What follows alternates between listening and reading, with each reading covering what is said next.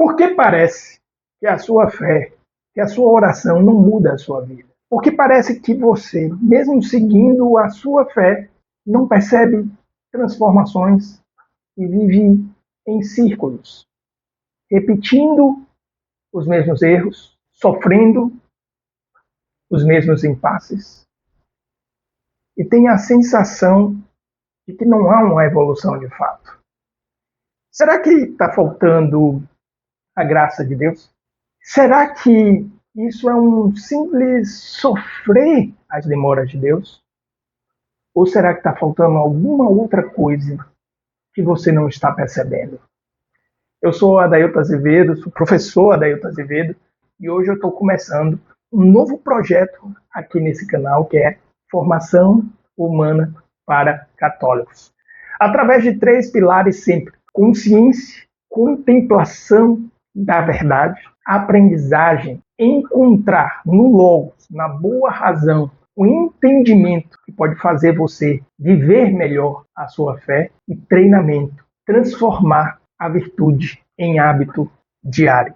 Nessa aula de hoje, eu vou explicar para você por que é fundamental para o católico, para o cristão, para qualquer pessoa, mesmo aquele que não professa a fé cristã, a formação humana. Isso tudo com base na filosofia e na doutrina católica, principalmente de São Tomás de Aquino. Vamos para a aula!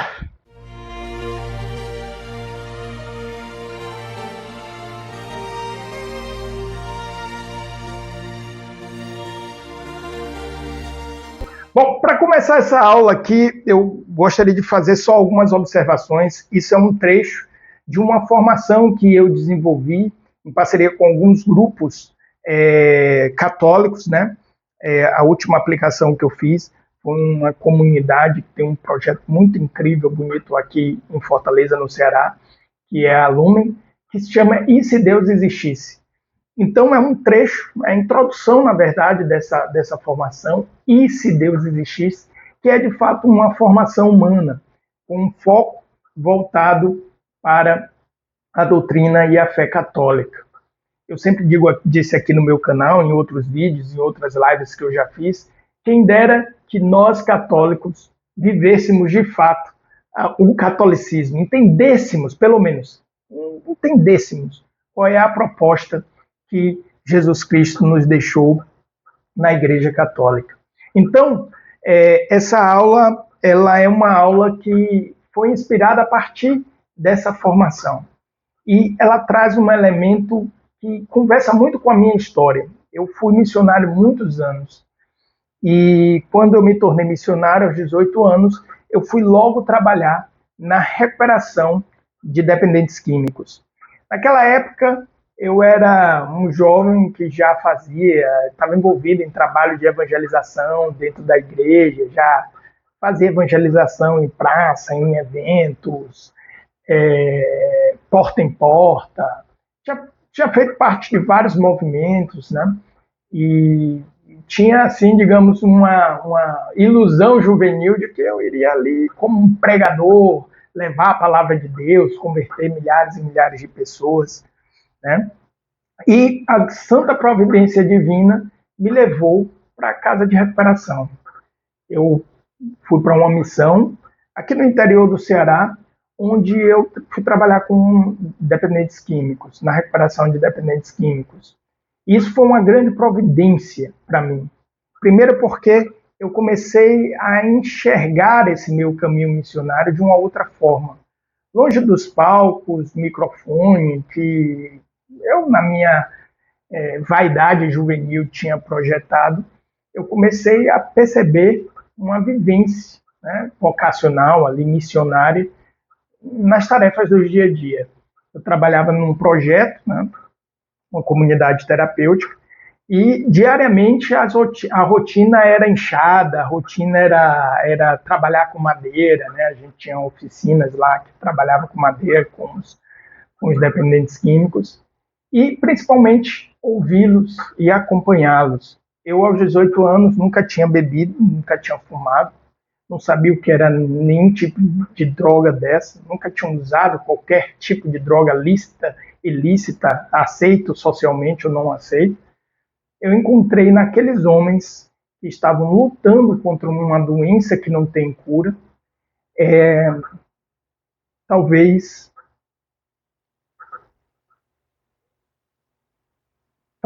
uma das lições mais importantes para a minha vida e para o meu desenvolvimento.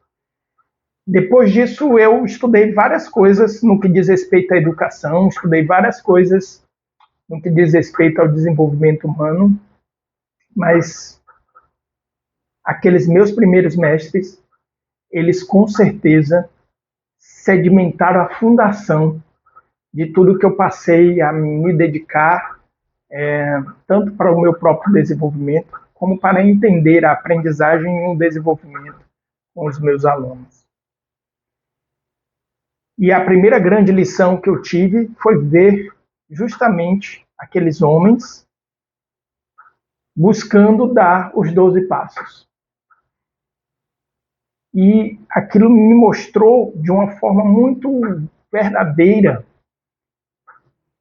concreta, uma passagem do Evangelho de João, onde Jesus diz: eu sou o caminho. Então eles foram os meus primeiros mestres a me ensinar algo que depois eu ia ver, por exemplo, em Santa Teresa de Ávila, na espiritualidade dela, de caminho de perfeição, apontando também o desenvolvimento como um caminho. São João da Cruz e tantos outros que trazem justamente esse processo, um passo atrás do outro. Eu sou o caminho, a verdade e a vida. A verdade e a vida é o caminho é a verdade, o caminho é a vida. E aquilo estava encarnado na minha frente, na luta daqueles homens contra uma doença que não tem cura. Eu não tinha nenhum tipo de adicção de álcool ou outras drogas. Mas eles começaram a me ensinar como a minha natureza era uma natureza adicta. Adicta de muitas coisas que justamente me impedem de ser plenamente o que Deus me criou para ser. E eles me ensinaram o que de fato é o caminho de conversão. Um passo atrás do outro. Um passo sendo dado continuamente.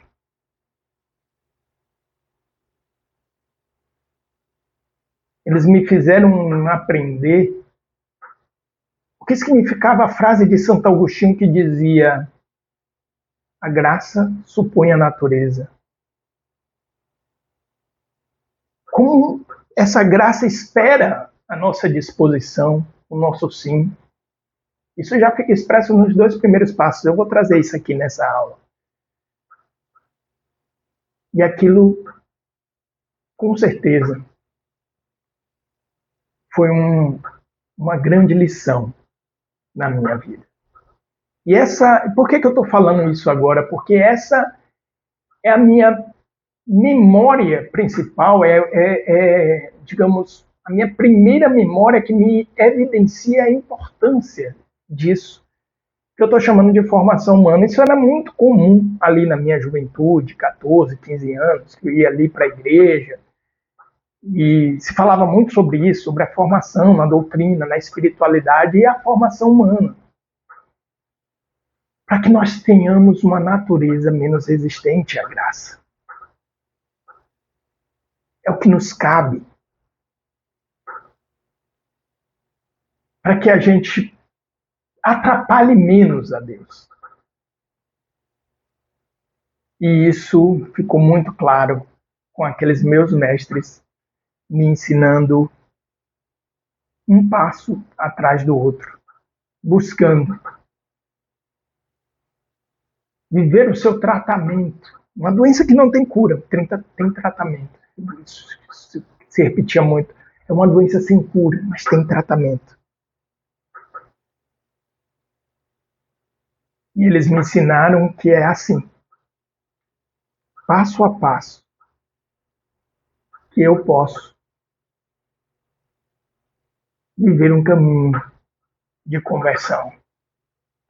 Talvez eu não consiga mudar a minha condição, talvez não, né? Eu não consigo mudar a minha condição, nem a minha natureza decaída e corrompida. Mas passo a passo, eu posso atrapalhar menos a graça criadora, redentora e santificadora de Deus na minha vida. Então é sobre isso que nós vamos falar nessa aula. E aí, eu vou trazer isso através de um texto bíblico, de uma parábola que Jesus contou aos seus discípulos no Evangelho de Marcos, logo ali no iniciozinho da sua vida pública, que é a parábola do semeador. Mas antes disso, eu quero fazer um disclaimer pastoral importante. Eu não sou padre, eu não faço parte do magistério da igreja, tá? Eu vou trazer aqui o que eu conheço da tradição, da doutrina, da palavra de Deus, mas deixando bem claro que eu não, se houver alguma divergência do que eu falar com o que o seu pároco, seu pastor, seu orientador, diretor espiritual, não confundam. Eu não tenho essa autoridade, tá?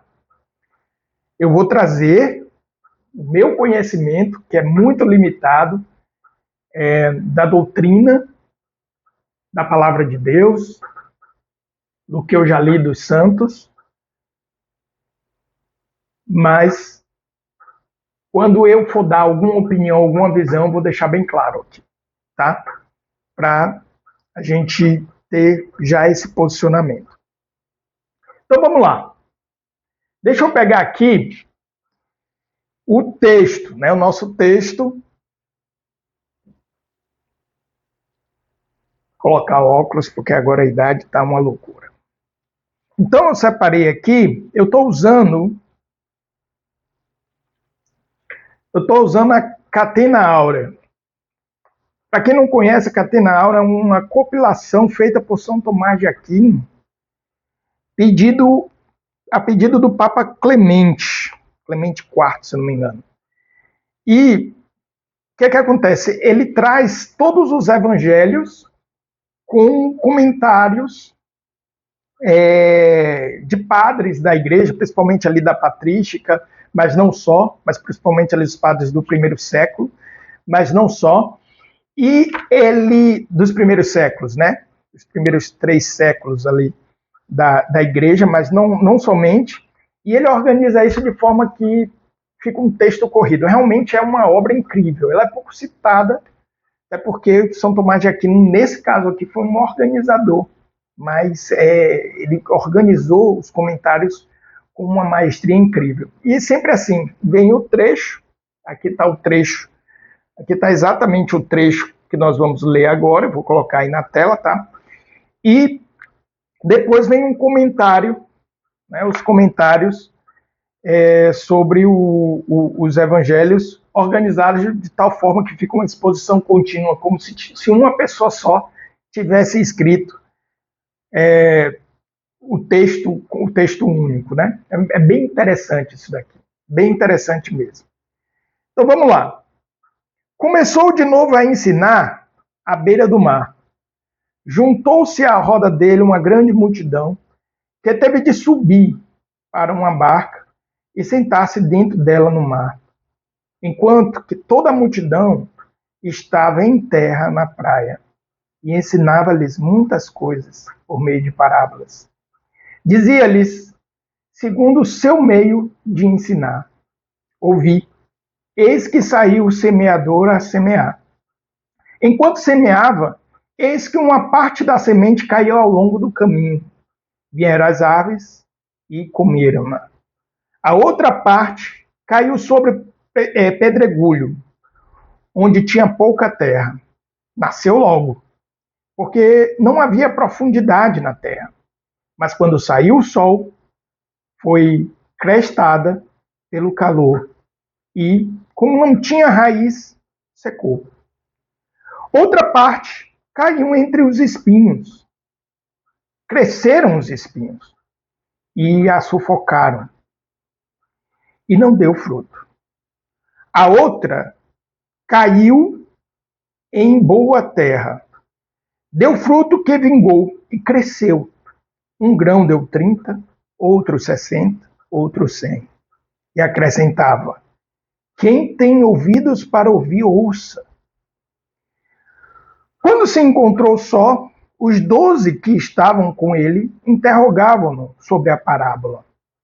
Disse-lhes: a vós é concedido conhecer o mistério do reino de Deus, porém, aos que são de fora, tudo se lhes propõe em parábola, para que olhando não vejam, ouvindo não entendam, de sorte que não se convertam e lhes sejam perdoados os pecados. E acrescentou: não entendeis a parábola? Então, como entendereis as outras, todas as outras? O semeador semeia é a palavra. Uns encontram-se ao longo do caminho onde ela é semeada. Logo que a ouviram, vem Satanás e tira a palavra semeada neles. Outros recebem a semente em terreno pedregoso. Ouvem a palavra, logo recebem com gosto, mas não têm raiz em si, são inconstantes. Depois, levantando-se a tribulação, a perseguição por causa da palavra, sucumbem imediatamente. Outros recebem a semente entre espinhos. Ouvem a palavra, mas as solicitudes do mundo seculares, as seduções da riqueza e os outros afetos desordenados, entrando, afogam a palavra. E ela fica infrutuosa. Outros recebem a semente em boa terra. Ouvem a palavra, recebem-na e dão fruto. Um a 30, outro a 60 e outro a 100 por um. Então, esse é o evangelho que eu quero trazer aqui, que vai falar justamente sobre a importância da formação humana. Veja, um só é o semeador. Só tem um semeador nessa parábola. A mesma é a semente, é a palavra. Semeador é um só, é Jesus. Jesus é o semeador. Ele sai a semear. Ele sai a semear. Então ele é o semeador. Um só é o semeador. Uma só é a semente. O que difere a semente que dá frutos da semente que não dá fruto? O que é diferente na parábola? O que muda na parábola é o terreno. É o mesmo semeador, é a mesma semente. A diferença está justamente no terreno. Então, o Evangelho ele diz, quando Jesus ele vai explicar para os discípulos, e aqui ele chama a atenção para uma coisa: vocês não entendem? Se vocês não entendem essa parábola, como vão entender todas as outras? Isso aparece em vários trechos do Evangelho. Eu vou trazer mais formação humana aqui no canal. Nosso foco agora vai ser justamente esse, formação humana para os católicos. E nós ignoramos, na minha percepção, muitas vezes esse clamor do Evangelho ao entendimento, que inclusive é um dom do Espírito. O entendimento. Quando Jesus está andando com os discípulos, quando Jesus ele encontra, né, os discípulos de Emaús, que estão caminhando e eles estão tristes porque Jesus acabou de morrer, e Jesus se aproxima deles e eles não reconhecem, eles lamentam os últimos acontecimentos, e o que Jesus fala com eles no caminho, eles estavam no caminho, durante o caminho, O que Jesus fala com eles é: como sois lentos, como sois lentos, como sois ignorantes, como sois sem inteligência. Essa expressão, como sois sem inteligência, é algo que é muito recorrente nos evangelhos, principalmente nos eventos pós-ressurreição, ali quando Jesus começa a aparecer, né, depois de ter morrido, e que ressuscita. Como sois lentos no entendimento. E é justamente isso que evoca a dimensão da formação. Dentro dessa formação, com certeza, a formação humana. Porque a graça, ela está aqui. Uma coisa que sempre me chamou a atenção é que em muitas passagens no Evangelho, Jesus, ele chega e diz assim: vai, não tornes mais a pecar. Isso me confunde. Mas como ele pediria algo que uma pessoa pecadora não teria capacidade de entregar? Seria injusto. E Deus não é injusto. E qual é a resposta para isso? Um é o semeador, um é a semente. A variável é o terreno. Então, o que varia é o terreno. E o que isso me chama, o que isso me traz, me chama a atenção? Então, por exemplo, eu vou ali, me confesso, e saio da confissão tendo a graça de não tornar mais a pecar. Não, mas não se preocupa, você vai tornar a pecar. Por quê? Por quê? Por que eu torno a pecar? Ah, professor, é porque nossa natureza, temos uma natureza decaída. E veja, aqui a questão não é criar-se uma ilusão. Vou me confessar e não pecarei mais. Ele vai voltar a pecar mesmo. Mas por quê? Se a graça nos é dada, se Deus ele nos olha, como em várias passagens no Evangelho, e diz: vai, não tornes mais a pecar. Um é o semeador, uma é a semente. O que muda é o terreno. E isso vai ficar mais claro quando a gente entra aqui na questão do terreno. Por exemplo, os que estão à beira do caminho são aqueles nos quais a palavra foi semeada.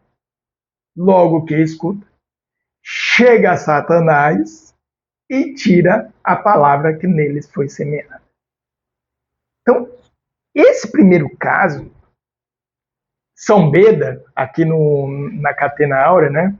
O São Tomás de Aquino traz aqui essa visão de São Beda. Ele diz: nesse caso, esses estão fora do caminho. Veja, eu falei dos discípulos de Emaús, né? Não estava nem aqui nos meus pontos que eu marquei para falar.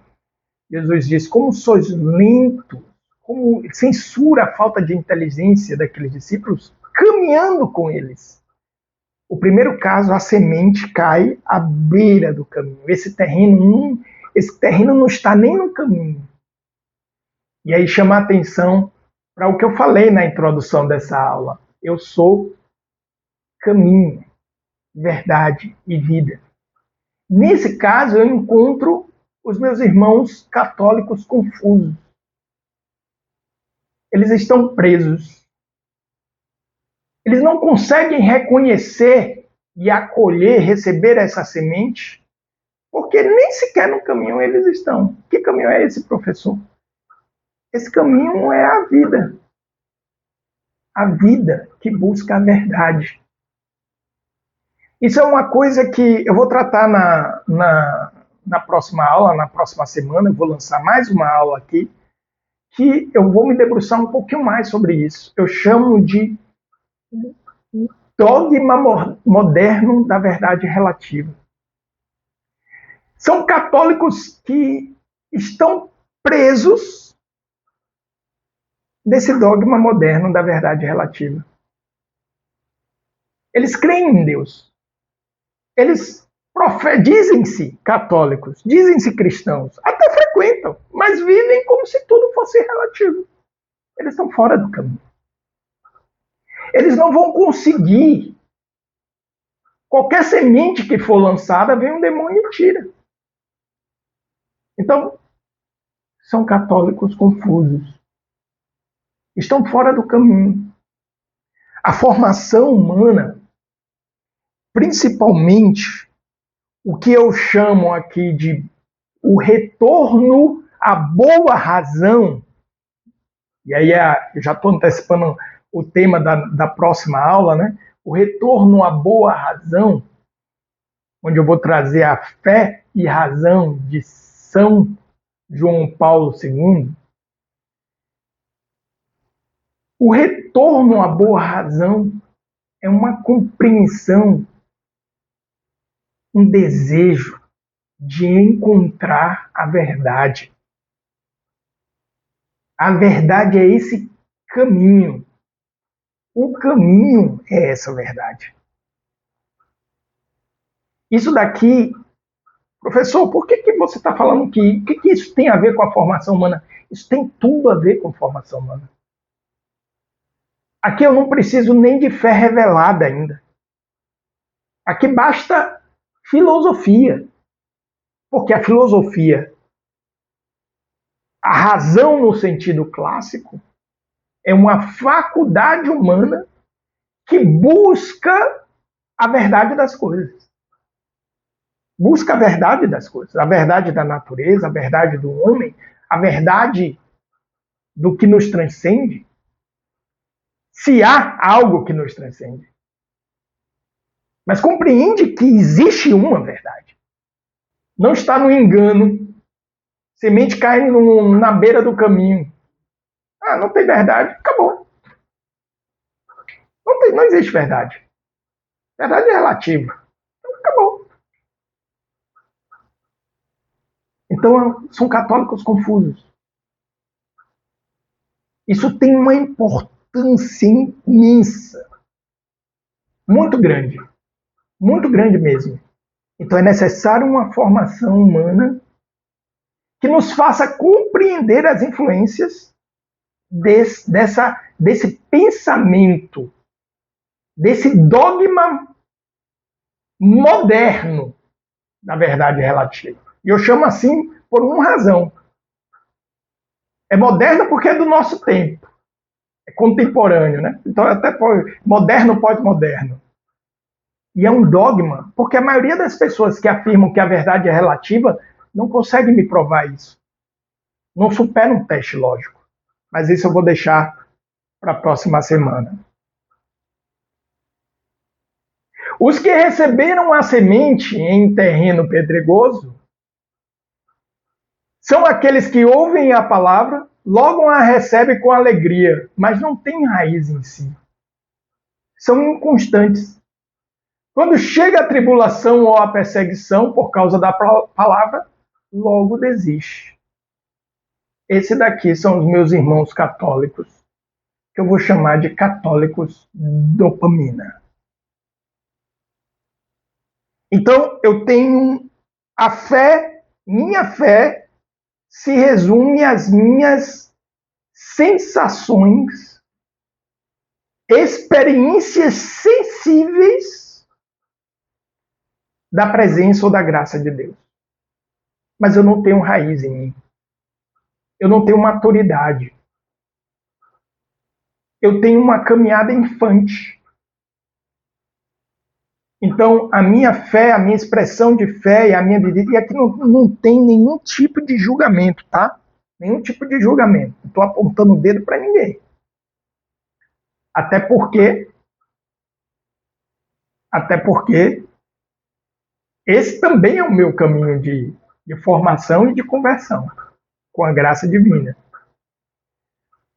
Então, não estou apontando o dedo para ninguém. Mas é uma fé que é baseado nas sensações, meramente. Eu vejo, como eu falei, desde os 18 anos, eu sou bem engajado dentro da igreja, alguns momentos mais, outros menos, E eu encontro muitos irmãos, amigos, né, que já estão nessa caminhada aí para mais de, deixa para lá de quantos anos. Não te importa quantos anos.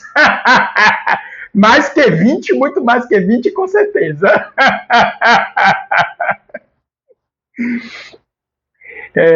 E muitas vezes, quando eu encontro com eles, eu vejo essa coisa, até usando, um trecho da carta, se não me engano, para Efésios, retornar ao primeiro amor. Como se a fé fosse o caminho, tivesse a necessidade de voltar para aquele apaixonamento de quando tínhamos 15 anos de idade, 13 anos de idade. 7 anos de idade foi o momento que eu tive a minha primeira experiência com Deus. Não tem raiz, não tem profundidade, é raso, é superficial. Não tem formação. Então, se você não tem consciência de quem você é, das suas formalidades, você não consegue compreender. Lhe falta entendimento. A graça está aí. Um é o semeador, um é a semente. A graça está presente, mas a sua natureza não é favorável à graça. Santo Agostinho. A graça supõe a natureza. Deus não vai nunca me violentar nem te violentar. Por isso é necessário uma formação humana que me faça criar raiz em mim. É por isso que, antes da moda coach, dessa modinha coach aí, que graças a Deus está até passando, né? Já passou, eu acho, agora falar de coach é queimação. Você pode pegar o texto de quem você quiser. Eu vou citar os que eu já li, né? Santo Agostinho, que ali é a terceira fase da patrística. Pegar os textos que narram a vida de São Francisco de Assis, escrito por Irmão Leão, Santa Teresa de Ávila, Santa Teresinha, os documentos da igreja, tudo fala sobre autoconhecimento. Criar raiz em si. É necessária formação humana para criar raiz em si. Porque senão, erguer as mãos, vamos pular, palmas, hype. Eu até acordo cedo, eu até acordo de madrugada. Recentemente a gente tem uma graça maravilhosa que são as lives, né? Instituto Reset aqui de Fortaleza, do Ceará, o Rosário com o Frei Gilson, tudo é magnífico, maravilhoso. Mas quantos católicos ali? Dopamina. Não tem raiz em si. Você para conversar um pouquinho, mistura tudo, não sequer entende. Que de fato é a doutrina. Tá? Não assustam. Não ameaçam o plano do mal. Não estou dizendo que não vale a pena acordar de madrugada, tá? Para rezar o rosário com o Frei Gilson. A questão é, isso está sendo feito porque está no hype? Esse é o ponto. E aí não é uma crítica nem um pouco ao Frei Gilson. Eu já ouvi padres, ele mesmo falar da importância disso. De ter uma continuidade, de mergulhar, de aprofundar. Outros recebem a semente entre espinhos. São aqueles que ouvem a palavra, mas quando surgem as preocupações do mundo, a ilusão da riqueza e os outros desejos sufocam a palavra.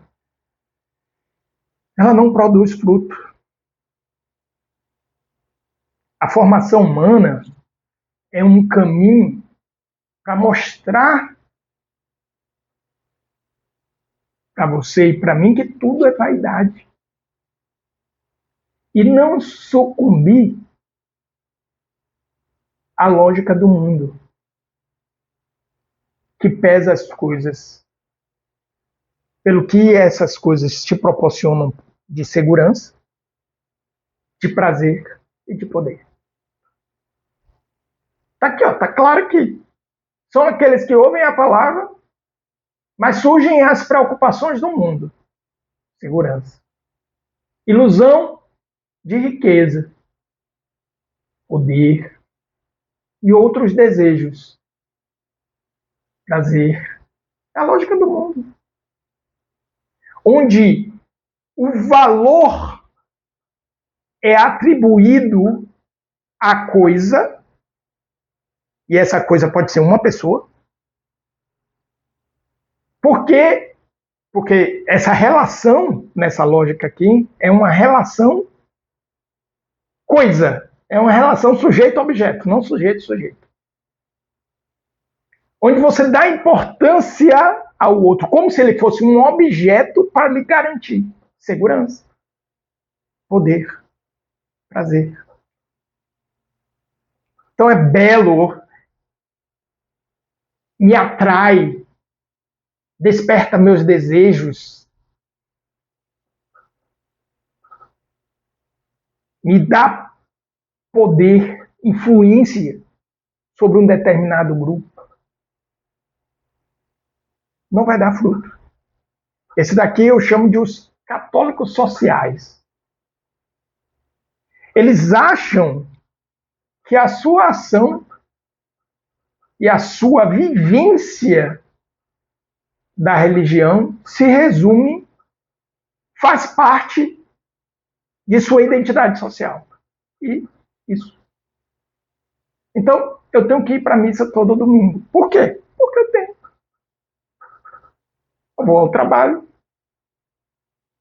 durante a semana, eu vou no clube no sábado, eu jogo carta com os meus amigos, eu vou à missa ao domingo. Faz parte de uma estrutura social. Aqui eu não vou nem cair. Não vou nem cair na besteira de entrar nas discussões políticas, onde muitos associam a vivência da religião a um posicionamento político. Está aqui, ó. Terceiro terreno.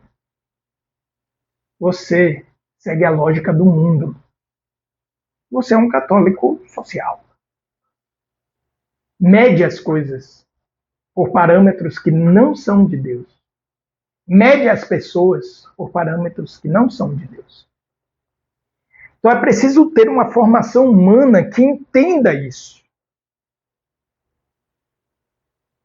E se São Tomás de Aquino, que São Tomás de Aquino faz, meu Deus. Bom, mas enfim, eu tenho que me controlar, porque senão vou estourar o tempo aqui da aula.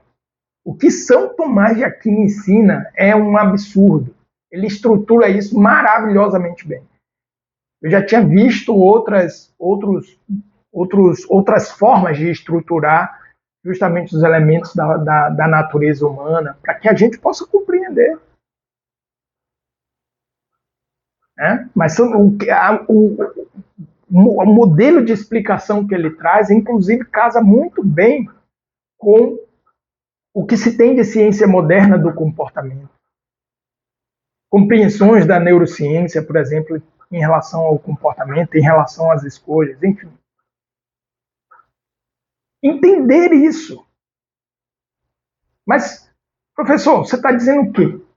Que entendendo isso eu vou sair dessa lógica do mundo? Não. O que dá fruto é a semente, não é o terreno. O terreno impede de dar fruto. Tá? Isso tem que ficar bem claro aqui, para não ficar parecendo que eu estou fazendo alguma proposta voluntarista ou alguma proposta gnóstica, do tipo, pelo conhecimento você se eleva. Não, pelo amor de Deus. Um é o semeador, uma é a semente. Meu trabalho é ser o terreno que atrapalhe o menos possível. O que eu estou trazendo nessa aula, como eu falei, é a introdução de uma formação. Essa formação me foi dada em inspiração, né? É formação humana, né? E o título é justamente provocativo. E se Deus existisse? É um questionamento. Parar para pensar, peraí, será que eu acredito que Deus existe? Será que eu vivo como se eu de fato acreditasse que Deus existe? Então, esse processo de formação é justamente para buscar esse, esse processo de formação é justamente para que eu torne a minha natureza o mais dócil possível. Ou melhor, eu deixe que Deus torne minha natureza o mais dócil possível. Deixe que a graça opere. Porque ela não vai me violentar. A graça de Deus não irá me violentar, nem te violentar. E essa formação não foi algo tirado. Eu todo dia, quando eu acordo, eu tenho essa intenção real. Senhor, eu gostaria hoje de te atrapalhar o mínimo possível ao que você quer operar na minha vida.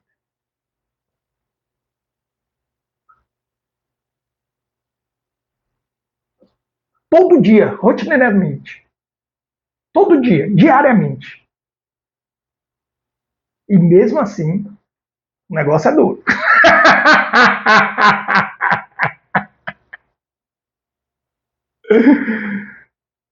É uma busca por aplicar o conceito de São Tomás, né? De virtude cotidiana. São Tomás, isso é da doutrina. De hábito, rotina. Por isso que eu sempre enxerguei isso no canal. O desenvolvimento ele passa é um tripé.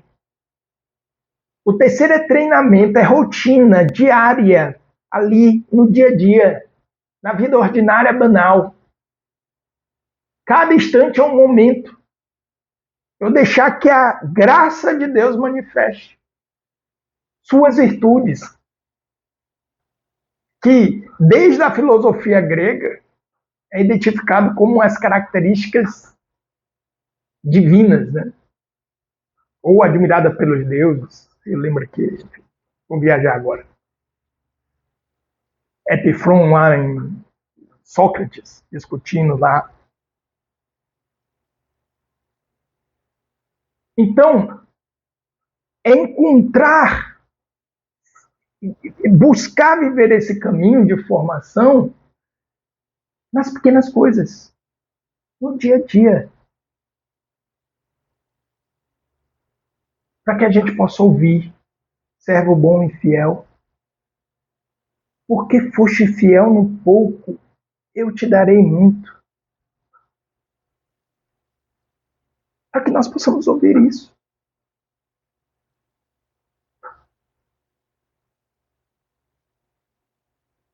Então, a formação humana,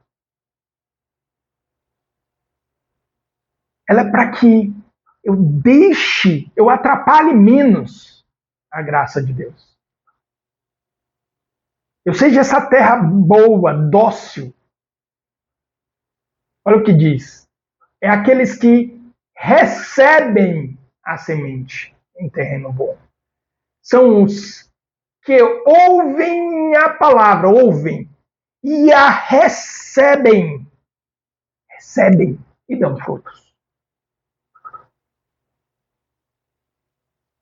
Os outros dois terrenos, eles até recebem, só que um é sufocado pelos espinhos, pelas dificuldades, pelos desafios. o outro pelas preocupações e pelas lógicas mundanas. Olha, quando eu vejo um católico admirando influenciador, porque ele fatura milhões. Ah, o cara fatura milhões. Meu irmão do céu, você não entendeu nada, nada, nada, nada. Aliás, isso é um bom exercício. Quero ficar aqui apontando ninguém. Um bom exercício. Quem você segue nas redes sociais?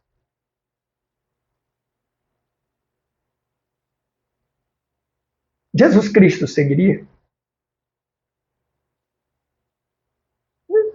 Nosso Senhor estivesse aqui hoje, no nosso tempo. Ele ia seguir? Ah, tá. For só amizade. Tá, o porquê você segue? Tudo bem. Nosso Senhor vivesse nosso tempo. Não sei, talvez não tivesse Instagram, não tivesse TikTok. Tudo bem. Mas por que você segue? Seria um motivo? Por que você admira esse influenciador aí? É a lógica do mundo. É uma lógica mundana. Então, uma é o semeador, uma é a semente. A variável é a terra, é o coração, é a natureza que acolhe a semente. É aqui que está o meu trabalho. E qual é o seu trabalho, professor? É atrapalhar o mínimo possível. Atrapalhar o mínimo possível. É hoje atrapalhar menos do que eu atrapalhei ontem. E deixar que a graça,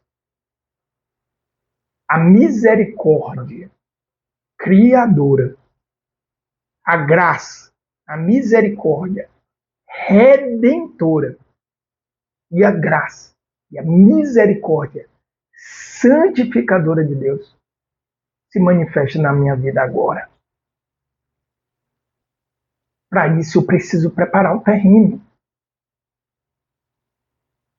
E vai ficar um pouquinho mais claro quando a gente chegar na próxima aula. Então eu te convido, se você está assistindo, não é inscrito no canal, já se inscreva no canal.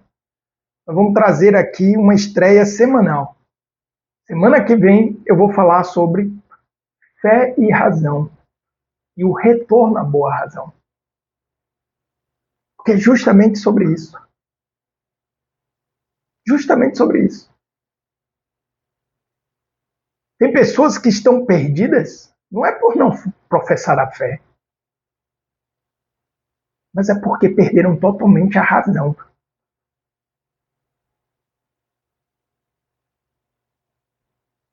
E aí, professor, você está dizendo que a razão é mais importante que a fé? Semana que vem. Semana que vem. Ok. Eu entendi. Um é o semeador, um é a semente, o que muda é o terreno. Mas o que isso tem a ver com os 12 passos do ar, como você falou no início aqui dessa aula? Você só está assistindo um corte. Isso é um corte de uma aula, tá? De uma aula que eu estou publicando semanalmente no canal. Então, como eu falei, os meus primeiros mestres sobre educação comportamental, os meus primeiros mestres sobre formação humana, com certeza foram os adictos.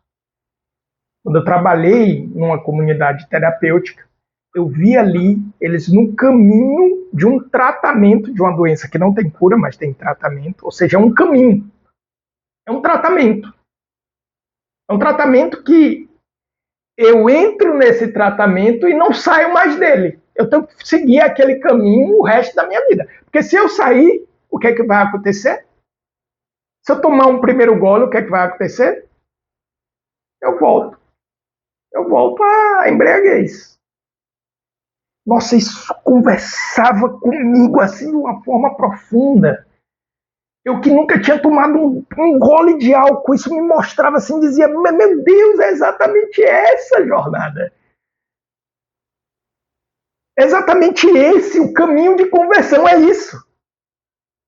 Jesus é o caminho, eu entro nesse caminho, passo a passo.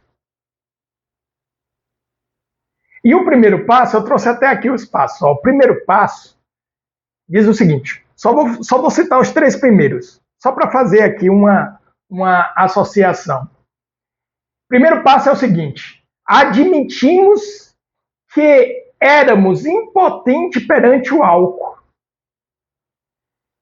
e que tínhamos perdido o domínio de nossas vidas. Na verdade, aqui eu puxei da internet, mas não é assim que eles falam, não. Tem que falar assim, ó, admito que sou impotente perante o álcool. Aqui é do AA, tá? Do vício. E que perdi o domínio sobre minha vida. Esse primeiro passo eu posso associar com aqueles que estão à beira do caminho. Como é que eu faço para deixar de ser semente que cai na beira do caminho, terreno de beira de caminho? Terreno de beira de caminho não está no caminho. O que significa estar no caminho? Reconhecer a verdade. Qual é a verdade? Eu sou impotente. Ah, professor, mas isso é tão absurdo, isso é uma coisa tão... que seria uma coisa tão... sei lá, tipo, como se eu estivesse evocando uma falta de responsabilidade. Não, muito pelo contrário. Ah, professor, isso daqui é uma coisa tão espiritualista, por que você diz que isso é uma coisa da formação humana? Ou então, por que você está falando isso? Isso eu já sei, eu já faço esse passo, é a minha miséria. Eu ouço muito isso dos meus irmãos católicos. Ah, é a minha miséria. Eu ouço isso muito dos meus irmãos católicos. Ah, é a minha miséria. Virou identidade? Como assim? Falta de compreensão. Filosoficamente falando, o ato puro é Deus. Tudo é ato. Por exemplo, eu estou aqui em ato. Filosofia tomista. Aristotélico tomista.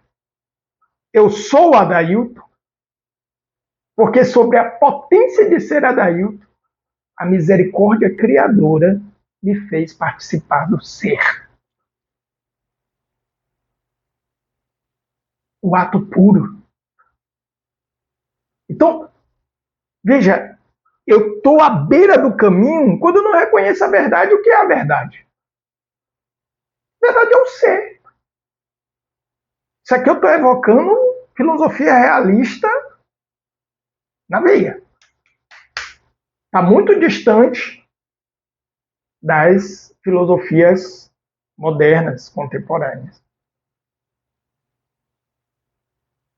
Então, a verdade das coisas. Eu tenho aqui no canal conteúdo em que eu busco dialogar com as pessoas materialistas. Aí eu evoco textos, como tem aqui, ó. Aqui que tá. Ali. Textos dos estoicos, que eram materialistas. Mas para eles a verdade, o ser, ou Deus, era o próprio universo em si. O que é que eu estou querendo dizer com isso? É reconhecer que eu estou aqui agora, eu sou Adailton, eu tenho essa existência, eu tenho essa vida, porque me foi dado. Eu não sou o autor disso. Minha impotência está muito além do que o que eu não consigo fazer, ou os vícios que eu não consigo vencer. A minha impotência, a minha impotência está no fato de tudo que em mim é ato, eu recebi inicialmente por participação da misericórdia criadora de Deus. Ela é ontológica. Ela não é só moral, ela é ontológica. Está no meu próprio ser. Então, quando eu digo assim, Senhor, sem ti eu não sou nada, antes de ser uma coisa, antes de ser algo moral, é algo ontológico. Porque todo ser e toda verdade, toda existência, só é e existe em Deus. Nossa, isso. Mas aí, passo 2.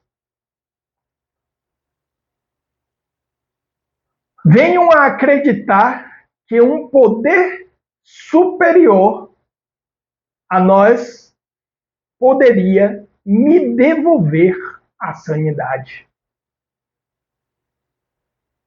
Veja, passo 2. Vou repetir.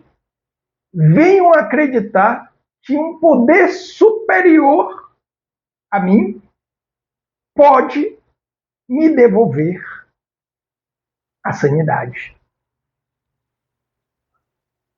Eu perdi essa sanidade. Perdi em meio aos vícios. Mas um poder, o ato puro, o puro ato de misericórdia, o ser completo, ele pode me restaurar. Ele pode restaurar a minha sanidade. Meu Deus do céu, se isso aqui não está falando de conversão, eu não sei o que está falando. AA. Passo 2 do AA. Isso que eu, meu Deus do céu, Senhor Jesus, eu quero te louvar e te agradecer pela tua providência na minha vida. Muito obrigado pela tua misericórdia. Muito obrigado. Eu não sei onde eu estaria, nem quem eu seria, se o meu caminho não tivesse sido traçado da forma como você traçou, como o Senhor traçou.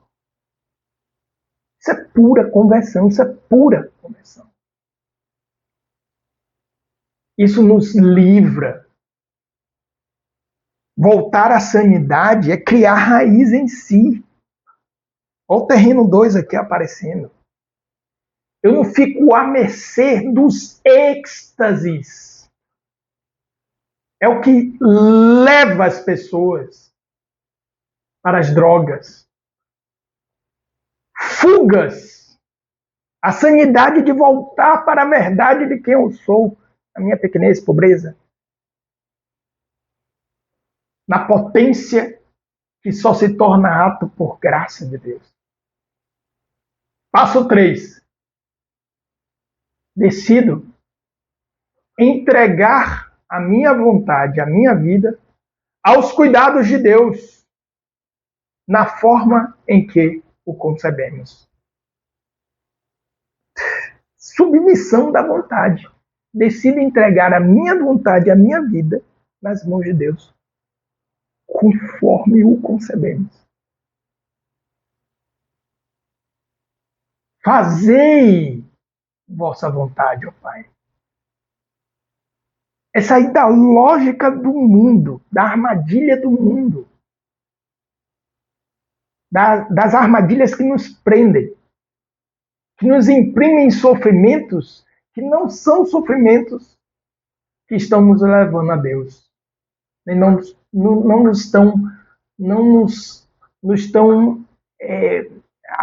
está ajudando com o nosso processo de desenvolvimento, crescimento. Isso é uma coisa muito comum. Eu conheço muitos irmãos que estão sofrem. Estou sofrendo.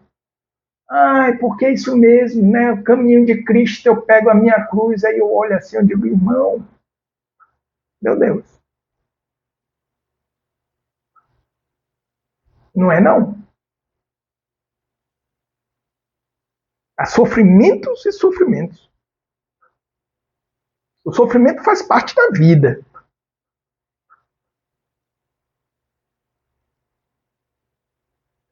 Uma coisa é eu sofrer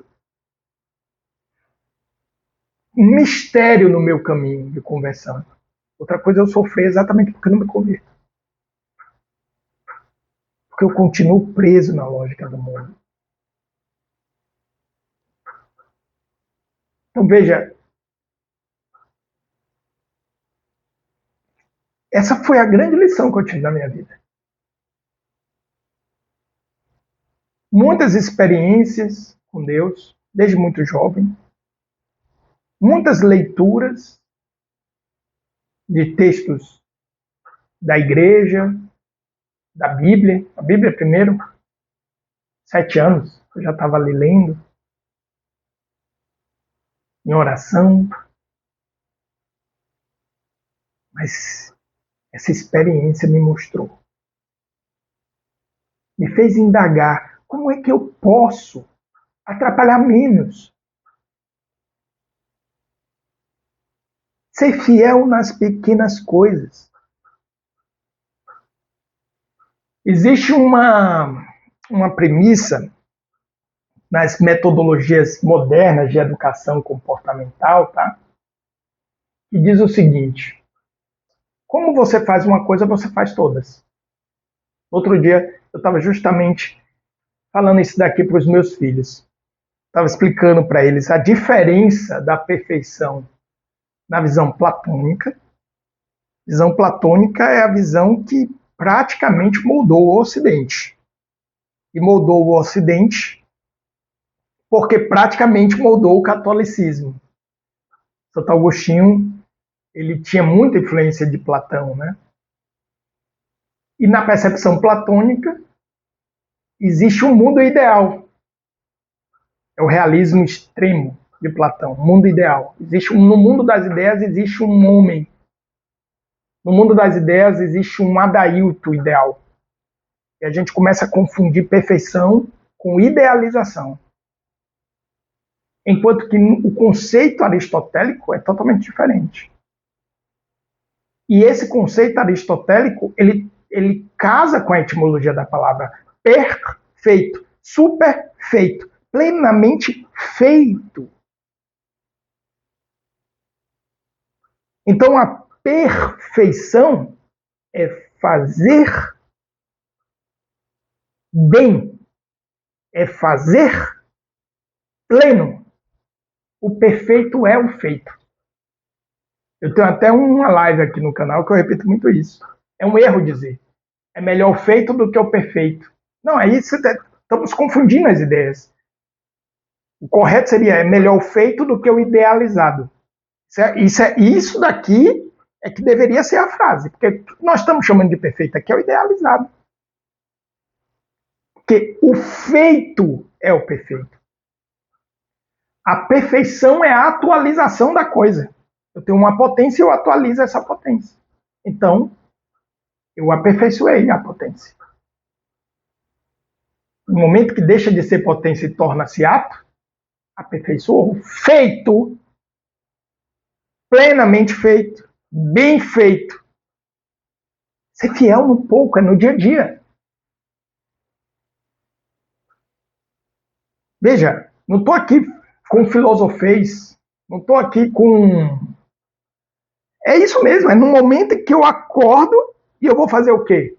Qual a primeira coisa que eu faço quando eu acordo? Arrumar minha cama.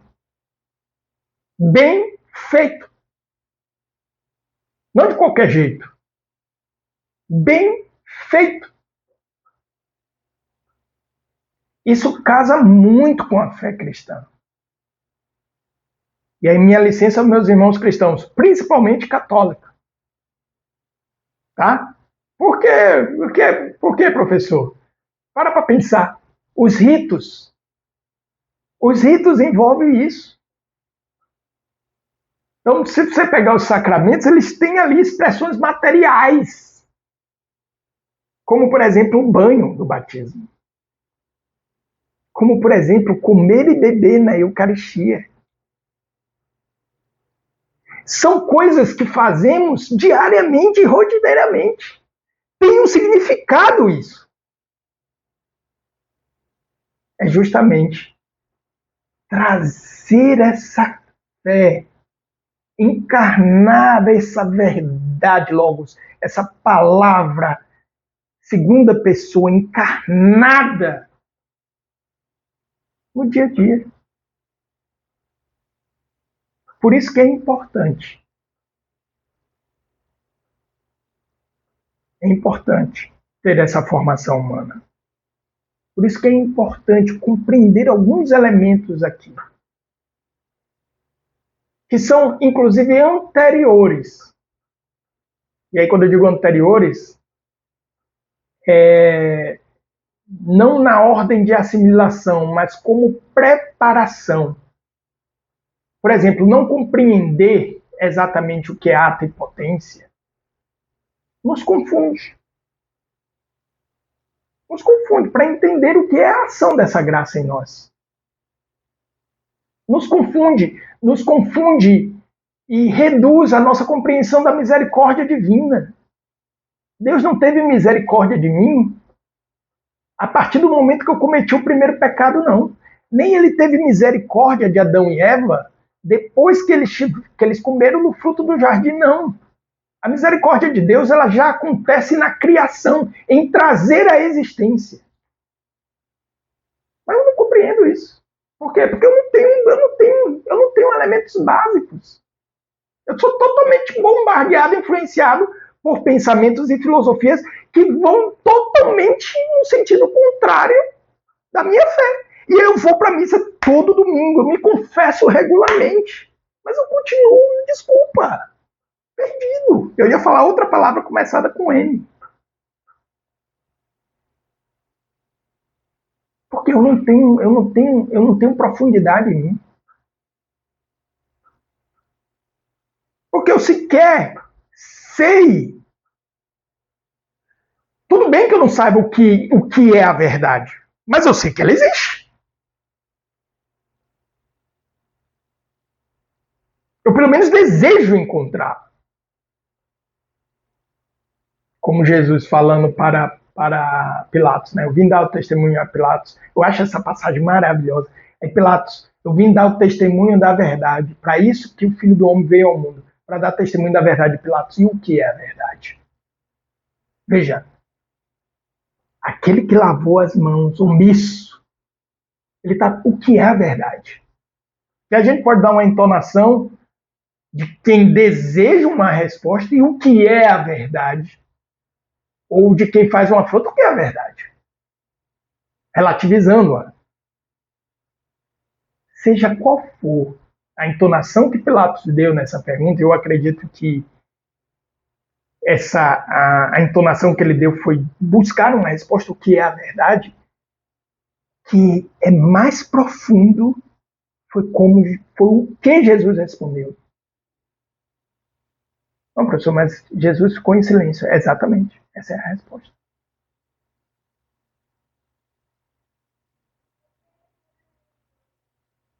Essa é a resposta. É essa a resposta de Jesus. Ele fica em silêncio. Por que, professor, ele ficou em silêncio?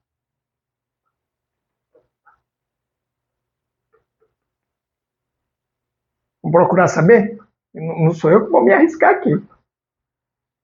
Pegar aí os santos, os padres da igreja, o que é que eles dizem? Entende? Eu busco. Eu busco. Eu posso não saber o que é, mas eu a busco. Esse é o meu fim último. O meu fim último não é conquistar. Isso tudo é vaidade, não é conquistar um título, não é atingir, não é. Tudo bem, tudo isso faz parte da nossa vida. Eu tenho que bater metas, eu quero bater metas, eu quero construir coisas, eu quero, mas sim, meu fim último não é esse. Bom, eu acho que eu já estou falando besteira. Então, quero convidar você agora, nesse momento, para fechar. Eu ainda tinha um exercício aqui, mas me empolguei demais aqui, não vamos fazer o exercício não, tá? Então, eu quero convidar vocês agora a fazer uma oração. Para a gente fechar aqui a nossa aula, clamando a Deus que Ele de fato se manifeste e de nosso Espírito Santo que Ele venha trazer as graças santificadoras para que nós possamos cada vez mais, pela graça de Deus, criar raiz, voltar para o caminho da busca da verdade. Criar profundidade em nós mesmos e não nos deixar iludir pela lógica do mundo. Feche os seus olhos, se você puder ficar sentado, fique. Feche os olhos. Sinta os seus pés no chão e apenas respire.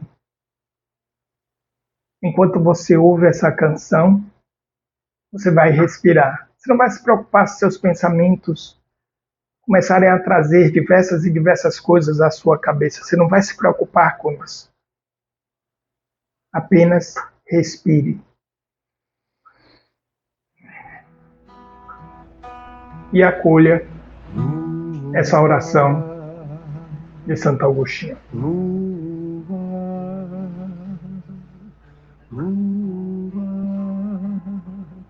Espírito de Deus,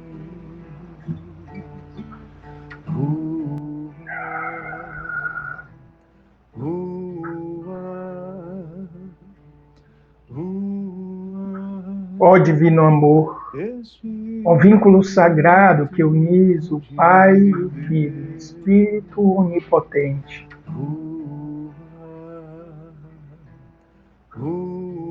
Fiel Consolador dos aflitos, penetrai os abismos mais profundos de meu coração e fazei aí brilhar a vossa resplandecente luz.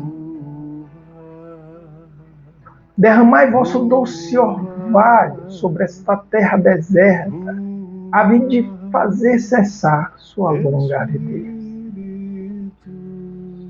Enviai os dardos celestes de vosso amor até o santuário da minha alma, de modo que nela penetrando, acendam as chamas ardentes que consumam todas as minhas fraquezas, minhas negligências, meus langores. Vinde, vinde, doce Consolador das almas desoladas, refúgio no perigo, proteção da aflição desamparada. Vinde, vinde vós que lavais as almas de suas manchas e curais suas chagas. Vinde, força dos fracos, apoio daqueles que caem.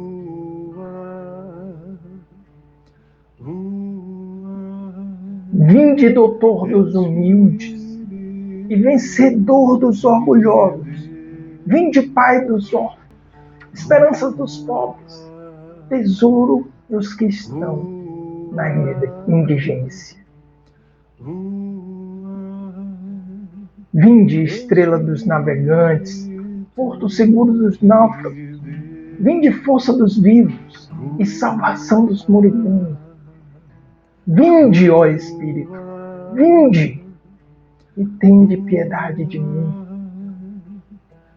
Tornai a minha alma simples, dócil e fiel. Concedei com minha fraqueza, concedei tanta bondade que minha pequenez encontre graça diante de vossa grandeza infinita e minha impotência diante de vossa força, minhas ofensas diante da multidão de vossas misericórdias. Vinde, Espírito. Amém. de Deus.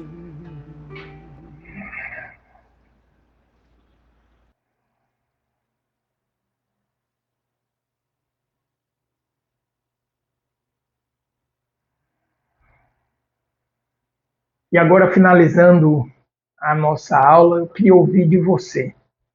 Em qual terreno você acha que você está mais parecido hoje? Será que você é o terreno à beira do caminho, que mal reconhece o caminho, mal reconhece a verdade, que fica confuso em meio a tantas relatividades? Será que você é um terreno sufocado por espinhos, onde os desafios e as adversidades impedem que essa semente possa brotar? Ou você é um terreno pedregoso, onde as preocupações e a lógica do mundo não permite que a semente cresça e dê fruto? Escreve aqui embaixo. Ou você se sente já uma terra boa, dócil à graça de Deus? Um é o semeador, uma é a semente. O que muda é o terreno. Eu vou fazer questão de ouvir, de ler e responder cada um dos comentários. Espero que vocês tenham gostado da aula de hoje. Te aguardo no próximo encontro, numa próxima aula. Grande abraço.